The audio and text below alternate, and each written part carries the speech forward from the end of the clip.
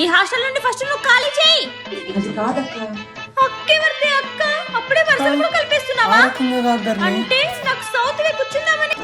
First ఖాళీ చేసి చేయి ఖాళీ. ఆగు ధరణి, ఆగు, నేను చెప్పేది విను. ధరణి అట్లేం లేదులే, జస్ట్ తన ఫేవరెట్ హీరో అని అక్కడ పెట్టుకునింది. నువ్వే హీరో, నీ ముఖం చూసుకున్నావా? ఖాళీ చేయి. ఆ రోజు ఏమన్నా గుర్తు తెచ్చుకో. మేడం, రూమ్స్ ఏమైనా ఖాళీగా ఉన్నాయా? ఉన్నాయండి. 2 షేరింగ్, 3 షేరింగ్, 4 షేరింగ్.